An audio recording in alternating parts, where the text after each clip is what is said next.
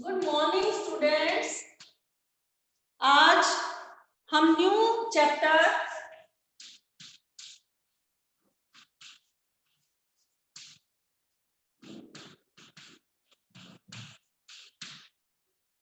आज हम new chapter 11 आपका कॉन्ग्रुएंस ऑफ ट्रायंगल स्टार्ट करेंगे। You will open the page congruence of triangle, page number आपका दे रखा है 224, राइट। तो मैं ये चैप्टर आपका नया स्टार्ट कर रही हूँ। आप ध्यान से सुनो कि what is the congruence of triangle.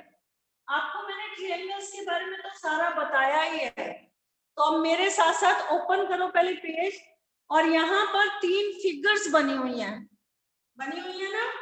तो यहाँ पर लिखा है, पहले तो कॉन्ग्रुएंस का मतलब क्या होता है।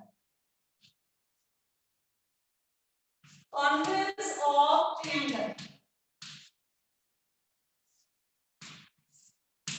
पहले तो आपको कॉन्ग्रुएंस का मतलब पता होना चाहिए कि what is the congruence. Congruence का मतलब होता है कि जिन दो फिगर का शेप और साइज सेम हो या one thing super impose the other thing completely. जैसे दो फोटोग्राफ हैं, तो अगर हम एक फोटोग्राफ को पासपोर्ट साइज की मैंने अभी ली है, उसको अगर हम दूसरी के ऊपर सेम उसी के ऊपर अगर हम रखते हैं तो वो कंप्लीटली उसको क्या कर लेती है, कवर कर लेती है, ठीक है ना, सुपर इम्पोज कर लेती है। और जैसे कॉइन्स हैं, एक कॉइन के ऊपर आपने दूसरा कॉइन रखा या एक 1 रुपी वाली नोट के ऊपर दूसरा 1 रुपी वाला नोट रखा, तो वो दो सारे क्या कर लेते हैं, आपस में कंप्लीटली उसको क्या कर लेते हैं, सुपर इम्पोज कर लेते हैं। तो जैसे उसका शेप और साइज जो है दैट आर द सेम। तो दो फिगर को हम कॉन्ग्रुएंट कब कहते हैं, two objects are called congruent. आप इसकी डेफिनेशन भी लिखना कॉपी में, आपको 225 पेज पर गिवन है। Two objects are congruent if and only if they have the exactly shape and size. The relation of two objects are congruent. जो उनके बीच का जो रिलेशन है कॉन्ग्रुएंट का, that is called the congruence of the triangle, ठीक है। अब जो प्लेन फिगर होती है, congruence of plane figure, congruence of plane figure, congruence of plane figure जो है वो कब कॉन्ग्रुएंट होती हैं, if and only if they have the exactly same shape and size, ठीक है। The method of superimpose, ठीक है, द मेथड ऑफ सुपरपोजिशन। और कॉन्ग्रुएंस ऑफ लाइन सेगमेंट क्या होता है, कॉन्ग्रुएंस ऑफ लाइन सेगमेंट, अगर 2 लाइंस हैं, जैसे फॉर एग्जांपल ये लाइन आपकी 4 सेंटीमीटर है और जो दूसरी लाइन सेगमेंट है ये लाइन भी आपकी 4 सेंटीमीटर है और ये लाइन भी आपकी 4 सेंटीमीटर है। तो इट मींस इन दोनों की लेंथ क्या है, सेम है। तो इसका मतलब ये दो लाइन सेगमेंट कब कॉन्ग्रुएंस होंगे, जब उनकी लेंथ क्या होगी, सेम होगी, ठीक है। तो हर एक फिगर का मैं बता रही हूँ 1 बाय 1। और जैसे फॉर एग्जांपल ये दो सर्कल्स है, मैंने यहाँ पर दो सर्कल का कॉन्ग्रुएंस होती है। जैसे ये दो सर्कल मैंने बनाए यहाँ पर, ये दो सर्कल कब कॉन्ग्रुएंस होंगे, if they have the same radius, जब इनकी रेडियस क्या होगी, सेम होगी। जैसे ये भी 2 सेंटीमीटर का सर्कल है, ये भी 2 सेंटीमीटर का सर्कल है। अगर आप एक्टिविटी करते हो तो ये सर्कल 2 सेंटीमीटर का ड्रॉ करके अगर मैं इसे कट करके सेम इसी के ऊपर रख देती हूँ 2 सेंटीमीटर वाले सर्कल पर, तो इसकी जो बाउंड्री है और इसकी जो बाउंड्री है दोनों की आपस में मिल जाएगी, ठीक है। दोनों एक दूसरे को कवर कर लेंगे, ढक लेंगे। तो it means these are called the congruence of the circle, ठीक है। और जैसे फॉर एग्जांपल अब एंगल्स के बारे में बताते हैं कि दो एंगल्स कब कॉन्ग्रुएंट होते हैं, कॉन्ग्रुएंस ऑफ एंगल्स। पहले इस फिगर का इस चैप्टर का बेसिक्स देख लो। कॉन्ग्रुएंस ऑफ एंगल्स, दो एंगल्स कब कॉन्ग्रुएंस होते हैं? If they have the same measure. जैसे फॉर एग्जांपल ये वाले एंगल का मेजर भी 30 डिग्री है और ये वाले एंगल का भी मेजर 30 डिग्री है, और अगर आप इस एंगल को पूरा इसी तरह से फिगर कट करके इसी के ऊपर रखते हो तो ये दोनों एक दूसरे को क्या कर लेंगे? कवर कर लेंगे। तो दो एंगल कब कॉन्ग्रुएंट होते हैं? जब उनका मेजर जो है, एंगल का मेजर जो है वो क्या होता है? सेम होता है। उसके बाद अब हमें चैप्टर पढ़ना है कॉन्ग्रुएंस ऑफ ट्रायंगल। अब दो ट्रायंगल कब कॉन्ग्रुएंट होते हैं? दो ट्रायंगल्स कब कॉन्ग्रुएंट होते हैं? दो ट्रायंगल्स तब कॉन्ग्रुएंट होते हैं when they have the same shape and size। अब सेम शेप और साइज, जैसे मैंने यहाँ पर दो ट्रायंगल बनाए, एक ट्रायंगल मैंने एबीसी बनाया और एक ट्रायंगल मैंने बनाया पीक्यूआर।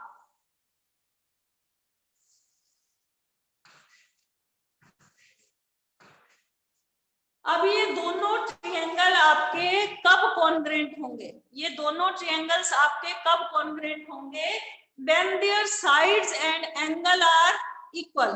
जैसे एंगल ए जो है एंगल पी के इक्वल है, एंगल बी जो है एंगल क्यू के इक्वल है, एंगल सी जो है एंगल आर के इक्वल है, और साइड ए बी जो है साइड पी क्यू के बराबर है, साइड बी सी जो है साइड क्यू आर के बराबर है, साइड ए सी जो है साइड पी आर के बराबर है। तो हम इसे लिखेंगे कैसे? यहाँ पर लिखो साइड ए बी इक्वल है साइड पी क्यू। ठीक है, ये दोनों आपस में सिमिलर है। ठीक है, यहाँ मैंने इस तरह का निशान डाल दिया। और बीसी साइड जो है वो क्यू आर साइड के इक्वल है, और एसी साइड जो है वो इक्वल है पी आर के, और एंगल ए जो है एंगल पी के इक्वल है, और एंगल बी जो है एंगल क्यू के इक्वल है, और एंगल सी जो है एंगल आर के इक्वल है। तो यहाँ पर अगर मैं इसे कट करके दोबारा पी क्यू आर के ऊपर रख देती हूँ तो वर्टेक्स ए वर्टेक्स पी को कवर कर लेगा, वर्टेक्स बी क्यू को कवर कर लेगा, और वर्टेक्स सी जो है वो आर के ऊपर आ जाएगा। तो it means angle A B C ने कंप्लीटली सुपर इम्पोज कर लिया ट्रायंगल पी क्यू आर को। लेकिन कॉन्ग्रुएंसी के रूल होते हैं कि किस तरह से ट्रायंगल जो है कॉन्ग्रुएंट है। तो पहला रूल, अगर तो तीनों साइड, एक ट्रायंगल की तीनों साइड्स दूसरे ट्रायंगल की तीनों साइड्स के इक्वल हो तो triangles by side side side the triangles are congruent. इसमें कुछ टर्म्स हैं जो आपको याद करनी है। एक तो आपको याद करना है, ये मैं यहाँ पर टर्म लिख रही हूँ सीपीसीटी। सीपीसीटी इसका मतलब क्या है? इसका फुल फॉर्म क्या है सीपीसीटी का? ये आपको हमेशा याद रखना है। आपका 10th तक ये चीजें काम आनी है, तो इसको ध्यान से देखो। ये है corresponding parts of congruent triangle. इसकी फुल फॉर्म क्या है? Corresponding, note down in your notebook, corresponding parts of congruent triangle। congruent triangle, corresponding parts of congruent triangle, इसकी फुल फॉर्म है सीपीसीटी। ये कब यूज होता है ये भी मैं आपको बताऊंगी। और एक कॉन्ग्रुएंट का सिंबल क्या होता है? कॉन्ग्रुएंट अगर दो ट्रायंगल हो तो अगर दो ट्रायंगल कॉन्ग्रुएंट हैं तो उनका सिंबल क्या होता है कॉन्ग्रुएंट का? ये दो स्ट्रेट लाइनें लगा के इक्वल का साइन लगा के ऊपर ऐसे उल्टा एस लगा देंगे, ये है सिंबल। ये कॉन्ग्रेंस का क्या है, सिंबल, ठीक है, सिंबल ऑफ कॉन्ग्रेंस। तो ये दो चीजें नोट करना इसमें, और उसके बाद 1 बाय 1 कॉन्ग्रेंस ऑफ ट्रायंगल की हम प्रॉपर्टीज पढ़ते हैं कि ये किस तरह से ट्रायंगल किस तरह से कॉन्ग्रेंट होते हैं। तो पहला मैंने आपको बताया था कि अगर एक ट्रायंगल की तीनों साइड्स, पहली प्रॉपर्टी है साइड साइड साइड,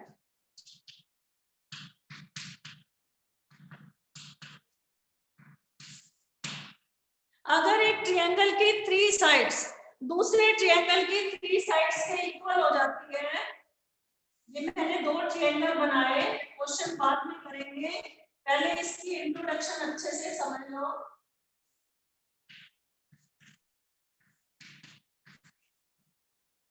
अगर ए बी साइड डी के बराबर है, B C side E F के बराबर है और A C side D F के बराबर है, तो it means A B C triangle ने कंप्लीटली कवर कर लिया ट्रायंगल डी ई एफ को। तो it means triangle A B C congruent का साइन डालना, मैंने कहा था कि 2 इक्वल का साइन डाल के ऊपर उल्टा एस डाल दिया मैंने, तो ये जो है साइन ऑफ कॉन्ग्रुएंस है। तो ए बी सी कॉन्ग्रुएंट है ट्रायंगल डी ई एफ के।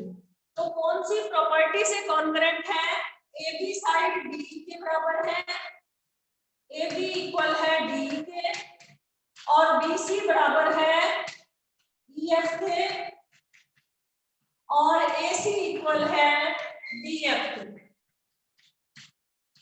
तो by S S S property, यहाँ पर प्रॉपर्टी भी लिखनी है, by S S S property the triangles are congruent, ठीक है। तो इस तरह के हम क्वेश्चंस करते हैं। तो इसका मतलब कॉन्ग्रुएंट का पहले तो मतलब फिर से बता रही हूँ, congruent triangle are equal to all respect if they are the exact duplicate of each other। जब ये दोनों आपस में डुप्लीकेट होते हैं एक दूसरे के, तो triangles are congruent। और if two triangles are congruent, then any one can be superposed on the other to cover it exactly। मतलब कि एक को अगर मैं दूसरे के ऊपर रखती हूँ कट करके, तो वो उसको क्या कर लेगा, कवर कर लेगा। और in congruent triangle the side and angles which coincide by superposition are called corresponding sides and corresponding angles, ठीक है। और सीपीसीटी का मैंने एब्रिविएशन बता दिया था आपको, corresponding part of congruent triangle. ये 227 पेज पे कुछ रिमार्क्स दे रखे हैं, ये वाले, ये आपको अच्छी तरह से एक बार रीड करने हैं ताकि क्लियर हो जाए, ओके। उसके बाद है, अगर एक ट्रायंगल जैसे मैंने यहाँ पर ए बी सी और डी एफ बनाया, इट मींस ए जो है वो डी पर लाई कर रहा है, बी जो है ई पर लाई करेगा, और सी जो है एफ पर लाई करेगा। तो एंगल ए डी के बराबर हो गया अगर एंगल के हिसाब से ले, और बी ई के बराबर हो गया, और सी एफ के बराबर हो गया। तो ये ट्रायंगल्स आपस में क्या है, आपके कॉन्ग्रुएंट है, ठीक है। अब हम एक्सरसाइज स्टार्ट करते हैं, और एसएस रूल क्या है वो भी आपको बताती हूँ। पहले एसएसएस रूल से क्वेश्चंस करते हैं। फर्स्ट क्वेश्चन है आपका,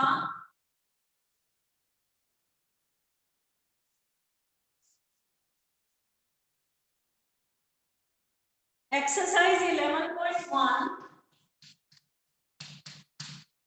फर्स्ट क्वेश्चन है, ध्यान से देखो, if triangle ABC and triangle DEF are congruent under the correspondence of ABC similar है एफडी के, write all the corresponding congruent parts of the triangle. If triangle ABC जो है कॉन्ग्रुएंट है ट्रायंगल डीईएफ के, ठीक है। आपको ये कॉन्ग्रुएंट दे रखा है, लेकिन कॉरेस्पॉन्डेंस किसके, यहाँ पर जो आगे लिखा हुआ है कि एबीसी जो है कॉरेस्पॉन्डेंस है, ये कॉरेस्पॉन्डेंस का साइन है एफडी। तो अब हम जो फिगर बनाएंगे जिस तरह से ये लिखा होता है उसी तरह से मैं फिगर बनाऊंगी। Write all the corresponding concurrent parts of the triangle. आपको इसके कॉरेस्पॉन्डिंग साइड्स, सारे कॉरेस्पॉन्डिंग पार्ट्स लिखने हैं। तो it means side A B F के बराबर हो जाएगा, साइड बी सी ईडी के बराबर हो जाएगा, और साइड ए सी जो है वो एफ डी के बराबर हो जाएगा। ठीक है, तो पहला कॉरेस्पॉन्डिंग पार्ट कौन सा है? ए बी जो है वो एफ के बराबर हो जाएगा, बी सी जो है वो किसके बराबर हो जाएगा? ईडी के बराबर हो जाएगा, और ए सी जो है वो किसके इक्वल हो जाएगा? एफ डी के बराबर हो जाएगा। तो ये तो हो गई साइड। और एंगल्स कौन से बराबर होंगे? एंगल ए जो है एंगल एफ के बराबर हो जाएगा, एंगल ए कॉरेस्पॉन्डेंस है एंगल एफ के, एंगल बी एंगल ई के कॉरेस्पॉन्डेंस है, और एंगल सी जो है कॉरेस्पॉन्डेंस है एंगल बी के। तो ये क्या है? कॉरेस्पॉन्डिंग पार्ट्स है। ठीक है, अगर ए बी सी कॉरेस्पॉन्डेंस है एफ डी का, तो किस तरह से साइड्स और एंगल लिखने हैं ये मैंने आपको तरीका बताया, एक बार फिर से बताती हूँ। ए बी साइड एफ के बराबर हो जाएगा, B C side E D के बराबर हो जाएगा, और A C side F D के बराबर हो जाएगा। और एंगल कैसे लेंगे? एंगल ए एंगल एफ के कॉरेस्पॉन्डेंस है, एंगल बी एंगल ई के कॉरेस्पॉन्डेंस है, और एंगल सी जो है एंगल डी के कॉरेस्पॉन्डेंस है। Note down please. उसके बाद नेक्स्ट क्वेश्चन करते हैं। Note down this question.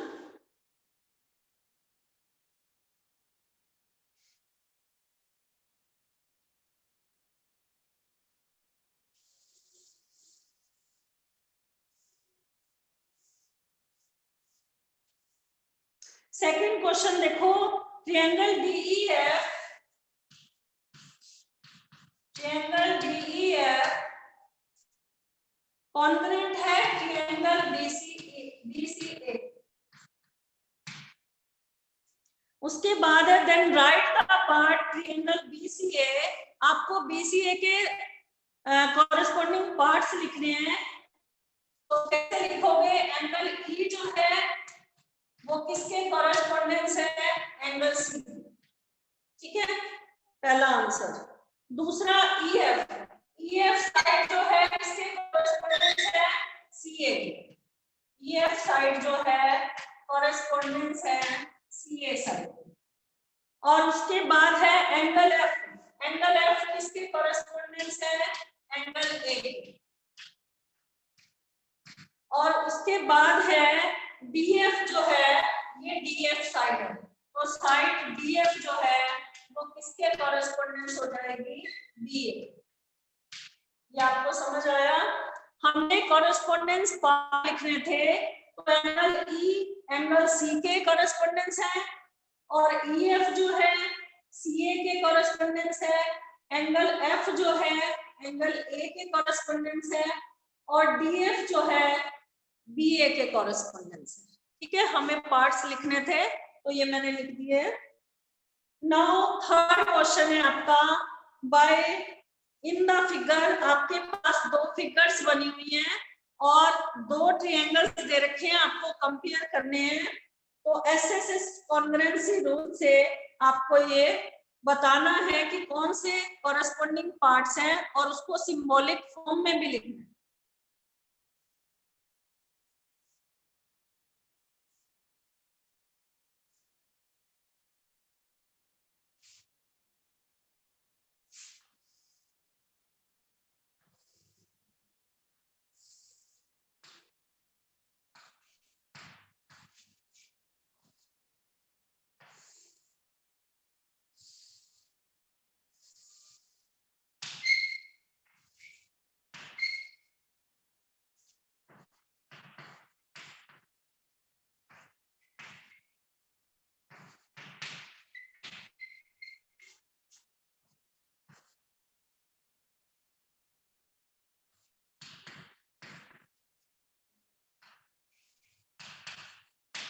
ये आपकी फर्स्ट फिगर है थर्ड क्वेश्चन की। आपको ये बताना है कि कौन सी साइड किसके कॉरेस्पॉन्डेंस है और कैसे ट्रायंगल जो है वो सिंबॉलिक फॉर्म में आपको कैसे लिखना है। अब ए बी साइड जो है 3.3 सेंटीमीटर वो पी क्यू साइड के बराबर है। A B equal to A B correspondence to P Q 3.3 centimetre. उसके बाद बीसी साइड जो है वो पीआर साइड के बराबर है, कॉरेस्पॉन्डेंस है 3 सेंटीमीटर। और उसके बाद एसी साइड जो है वो कॉरेस्पॉन्डेंस है क्यूआर साइड को 2.5 सेंटीमीटर। तो अब आप इसे सिंबॉलिक फॉर्म में कैसे लिखेंगे। मैंने ए बी सी अगर लिखा है पहले वाला तो वो कॉन्ग्रुएंट है, किसके कॉन्ग्रुएंट हो जाएगा। मैंने पहले ए बी साइड ली है फिर बी सी ली है तो इसका मतलब मैंने ए बी बी सी और ए सी इस तरह से लिया ना। तो इसको मैं किस तरह से लिखूंगी। दूसरा हमारा यहाँ पर ये जो पी क्यू यहाँ पर पहले 3.3 लिया फिर 3 लिया तो यहाँ पर 3.3 और ये 3 तो इस तरह से रीड करेंगे हम इसे क्यू पी आर। तो यहाँ पर ट्रायंगल क्यू पी आर के क्या है ये कॉरेस्पॉन्डेंस है। तो ए बी साइड जो है क्यूपी के बराबर यहाँ से पढ़ लो और बीसी साइड जो है वो पी आर के बराबर, ये बिल्कुल इक्वल आना चाहिए जिस तरह से लिखा है। और एसी साइड जो है कॉरेस्पॉन्डेंस है क्यू आर साइड के। तो ये सिंबॉलिक फॉर्म में मैंने लिख के दिखाया है आपको और किस तरह से ट्रायंगल को सिंबॉलिक फॉर्म में लिखना है, कौन सी प्रॉपर्टी से ट्रायंगल्स कॉन्ग्रुएंट हैं यहाँ पर लिखो बाय एस एस एस। और सेकंड फिगर में तीनों साइड्स जैसे 2.5 यहाँ पर एबीसी ट्रायंगल में कोई भी साइड नहीं है। एबीसी की साइड है 2 सेंटीमीटर 4 सेंटीमीटर और 5 है और पीक्यूआर की साइड है 4 सेंटीमीटर 5 सेंटीमीटर और 2.5 सेंटीमीटर है। तो तीनों साइड्स जब नहीं मिलती हैं तो triangles congruent by SSS property यहाँ पर नहीं है। तो सेकंड फिगर आपकी कॉन्ग्रुएंट नहीं है तो मैं उसे आप उसमें लिख देना नॉट कॉन्ग्रुएंट, क्योंकि ए बी साइड जो है क्यू आर के इक्वल नहीं है। ए बी 2 है और क्यू आर 2.5 है तो एक साइड भी अगर नहीं मिलती है तो ट्रायंगल्स आर नॉट कॉन्ग्रुएंट। तो फोर्थ क्वेश्चन करते हैं हम।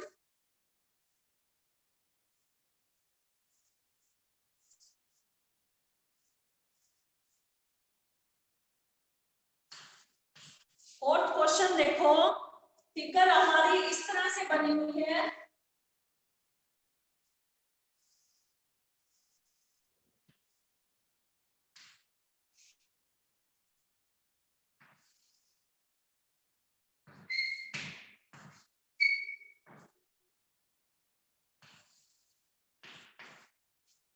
इस क्वेश्चन में ए बी दे रखा है 5, ए सी दे रखा है 5 और बी डी दे रखा है 2.5 और सी डी भी दे रखा है 2.5। अब हमें state the 3 pair of equal parts in triangle ADB and triangle ADC. 3 pairs हमें लिखने हैं और इस ट्रायंगल एडीबी कॉन्ग्रुएंट है ट्रायंगल एडीसी के, आपको रीजन देने हैं। और तीसरा है क्या एंगल बी एंगल सी के इक्वल है, तो हमें ये भी बताना है। तो अब इसमें कौन सा कॉन्ग्रुएंस रूल लगेगा। देखो ए बी साइड अगर ये 2 ट्रायंगल इतना ट्रायंगल कट करके मैं इसे इसके ऊपर रखती हूँ तो ए बी साइड एसी को कवर कर लेगी, B D side C D को कवर कर लेगी और एडी जो है एडी के ऊपर आ जाएगी। ठीक है, तो तीनों साइडों ने ट्रायंगल एबीडी की और ट्रायंगल एडीसी की, एबीडी की तीनों साइडों ने ट्रायंगल एडीसी को क्या कर लिया है, कवर कर लिया है। तो कौन सी साइड, एबी साइड एसी के इक्वल है और बीडी साइड डीसी के इक्वल है और एडी एडी के ऊपर आ जाएगी, एडी डीए के ऊपर या एडी लिख दो, एडी एडी कॉमन है और ये दोनों चीजें हम गिवन थी, ठीक है। तो ट्रायंगल्स क्या हो गए हमारे, ट्रायंगल एबीडी कॉन्ग्रुएंट है ट्रायंगल एडीसी के बाय साइड साइड साइड। आपको रीजन देना था कि कौन सी प्रॉपर्टी से ट्रायंगल्स कॉन्ग्रुएंट है। ये कॉरेस्पॉन्डिंग पार्ट्स लिखे मैंने, स्टेट दी 3 पेयर, ये पहले 3 पेयर लिखे, ये पहले क्वेश्चन का आंसर है। और सेकंड क्वेश्चन का कौन सी प्रॉपर्टी से ये ट्रायंगल कॉन्ग्रुएंट हुए, रीजन देने हैं एस एस एस। और थर्ड है एंगल बी एंगल सी के इक्वल होगा, यस। जब आप इसे कट करके इसके ऊपर रखोगे तो बी एंगल सी के ऊपर आ जाएगा, एंगल ए कॉमन ही आ जाएगा और डी बी, ठीक है। तो यहाँ पर yes B equal to C, third question का आंसर। और रीजन क्या लिखोगे, मैंने आपको रीजन बताया था सीपीसीटी। सीपीसीटी का मतलब क्या होता है, corresponding parts of congruent triangle. अगर दो ट्रायंगल कॉन्ग्रुएंट हो जाते हैं तो उनके कॉरेस्पॉन्डिंग पार्ट्स जो बाकी बचते हैं वो भी आपस में क्या होते हैं, कॉन्ग्रुएंट होते हैं। तो एंगल बी जो है वो किसके ऊपर आ जाएगा, एंगल सी के ऊपर आ जाएगा। तो रीजन क्या देंगे, corresponding parts of congruent triangle. Note down this question, we will do the fifth question.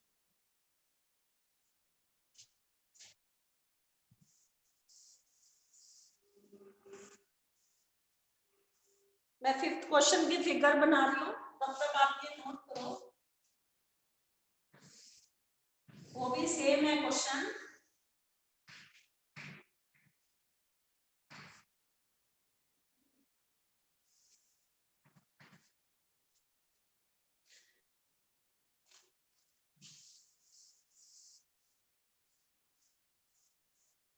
Fifth question में in the adjoining figure A B A C के इक्वल है और D is the midpoint. D midpoint है तो B D D C के बराबर है, क्योंकि डी अगर मिड पॉइंट है तो बी सी को 2 पार्ट्स में इक्वल डिवाइड करेगा। इट मींस अगर मैं बी डी जो है वो डी सी के बराबर आ जाएगा। अगर ये वाला ट्रायंगल कट करके इसे मैं इसके ऊपर रखती हूँ तो ए बी ए सी के ऊपर आ जाएगा, B D side D C के ऊपर आ जाएगी और ए डी के ऊपर ए डी ही आ जाएगा। आप ये एक्टिविटी करके देखना, एक पेपर के ऊपर ट्रायंगल बना के देखना, ए बी ए सी दोनों इक्वल लेना और डी मिड पॉइंट लेना। तो अगर आपने उसको ये वाले ट्रायंगल को इतना हिस्सा कट कर देते हो यहाँ से और यहाँ से, तो एडी तो दोबारा इसको रखते हो एडीसी पर तो क्या आ जाएगा, ए बी हिस्सा एसी पर आ जाएगा, बीडी हिस्सा डीसी पर आ जाएगा और एडी जो है एडी को कवर कर लेगा। तो ट्रायंगल्स क्या हो जाएंगे, कॉन्ग्रुएंट, बिल्कुल फोर्थ क्वेश्चन की तरह। तो कौन सी प्रॉपर्टी से कॉन्ग्रुएंट हो जाएंगे, बाय साइड साइड साइड। तो कैसे लिखेंगे, A B equal to A C given, B D equal to D C, यहाँ पर लिखो D is the midpoint of B C, ये भी गिवन है। और AD equal to AD common है, कॉमन मतलब आप एडी यहाँ पर ये हिस्सा कट करके इस पे रखते हो तो ये एडी दोनों ट्रायंगल्स का क्या है, बीच में कॉमन लाइन। तो ट्रायंगल्स क्या हो गए, ट्रायंगल एबीसी कॉन्ग्रुएंट है ट्रायंगल एबीसी के। तो ये ट्रायंगल क्या हो गए, कॉन्ग्रुएंट हो गए। एबीसी ट्रायंगल जो है वो किसके कॉन्ग्रुएंट है, एडीबी। एडीबी जो है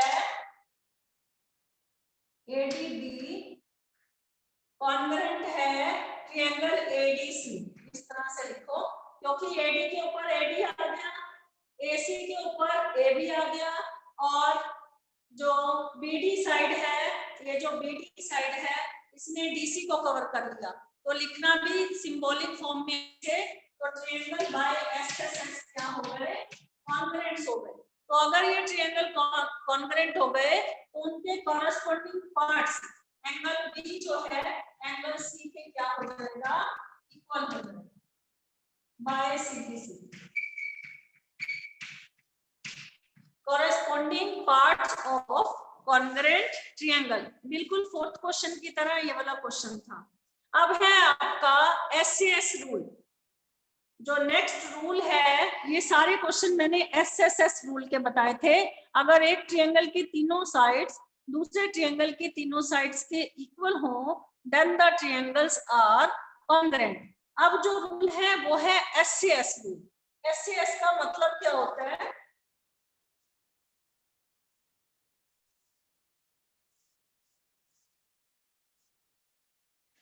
रूल है आपका SAS। इसका मतलब क्या है, पहले आप वो देखो ध्यान से।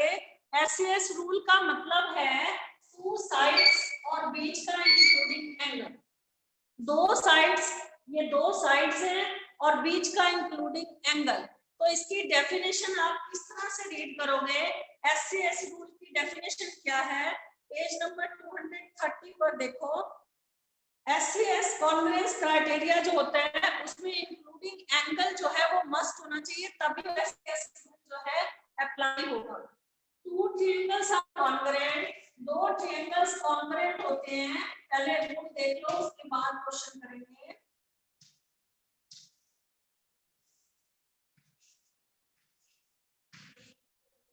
दो ट्रायंगल्स कब कॉन्ग्रेंट होते हैं? जैसे फॉर एग्जांपल AB साइड अगर PQ के बराबर है, अगर AB साइड PQ के इक्वल है, ये वाली साइड इसके इक्वल है, और एंगल B जो है एंगल Q के बराबर है। मान लो ये 30 डिग्री दे रखा है, ये 30 degree, angle B angle Q के बराबर है, और SAS तो दूसरी साइड ये वाली बराबर होनी चाहिए। BC साइड QR के बराबर है, तो ट्रायंगल्स कॉन्ग्रेंट हो जाएंगे by SAS property. By SAS congruence rules, the triangles are congruent। एक बार फिर से बताती हूँ, अगर यहाँ पर B की जगह, यहाँ पर B की जगह C दिया होता, ये वाला एंगल दिया होता, तो ये वाली प्रॉपर्टी जो है, दो साइडें तो दे रखी हैं लेकिन इंक्लूडिंग एंगल चाहिए था, बीच का एंगल चाहिए था, और ये एंगल अदर एंगल दे रखा है, तो यहाँ पर SCS प्रॉपर्टी नहीं लग पाएगी। SCS रूल तभी अप्लाई होगा जब दो साइडों के बीच का इंक्लूडिंग एंगल इक्वल हो, then the triangles are congruent. ठीक है, आपको कोई तीसरा ट्रायंगल नहीं चाहिए, इंक्लूडिंग एंगल ही चाहिए, तब हम ये वाला रूल अप्लाई कर पाएंगे, SCS रूल।